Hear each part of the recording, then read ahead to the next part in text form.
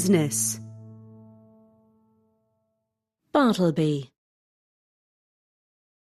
Betsy Holden was Vice President of Strategy and New Products at Kraft, a giant food company, when she became pregnant for the second time.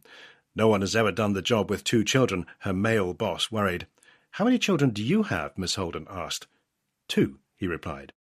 This double standard is only one of the barriers that female executives face, as recounted in Power Moms, a new book by Joanne Lublin, a former Wall Street Journal columnist. The author focuses on 2 waves of female leaders. The first group were the baby boomers born between 1946 and 1964. These were often the only women in upper management at their firms. They faced a lot of pressure to be hands-on mothers, had little support from their husbands, and were reluctant to ask for reduced schedules for fear of not seeming committed to their jobs. The stress for these women was immense, especially as they felt unable to discuss their parenting problems with male colleagues. The second wave of women, born between 1974 and 1985, had female colleagues in upper management, expected and usually received support from their spouses, and benefited from employer perks such as maternity leave and flexible working. They were able to be more open with colleagues about their parental duties. This later generation has mastered the work-life sway in which they move back and forth between their personal and professional lives in the course of a day, conducting a meeting before taking their children for a checkup and then returning to the office.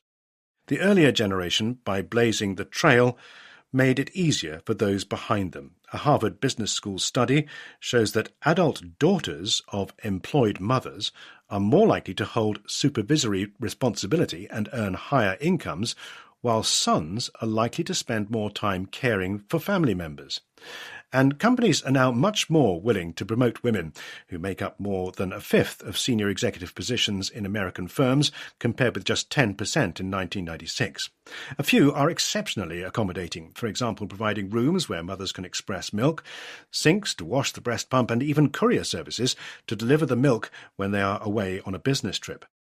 But there is still a long way to go. Only 27% of American employers offered paid parental leave in 2019. That may be up from 17% in 2016, but still leaves a lot of mothers uncovered. Even where leave is available, many women don't take full advantage. A survey of female tech industry employees in 2018 found that 44% of women who had taken maternity leave had taken off less time than their entitlement because they thought a longer break would damage their careers. Working mothers are still overloaded. Mothers who are employed full-time spend nearly 2/3 more of their day feeding, bathing and caring for their children under 6 than their employed husbands do. They still struggle with guilt. One executive was on the phone with an important client in her locked office, only for an impatient toddler to bang on the door and repeatedly scream, "You don't love me!" Unsurprisingly, a study found that chronic stress levels are 40% higher in women who are employed and bringing up 2 children than in childless working women. Worse still, female employees routinely toiling more than 60 hours a week were more than 3 times as likely to develop heart disease, cancer or diabetes than those on a conventional 40-hour schedule. Despite the advances made by female executives, things are even more difficult for the vast majority of working mothers. Many work in smaller businesses where maternity benefits and flexible hours are less likely to be available. Many are in low-paid jobs or in sectors like healthcare and retailing, where it has been impossible to work remotely during the pandemic. The author writes that nothing is more essential to an employed mother's professional success than reliable, high-quality childcare. And for many women who are not executives, this is a constant headache. It is good news that many more women have climbed the corporate ladder, not just in terms of fairness, but because an economy should take advantage of all its potential talent.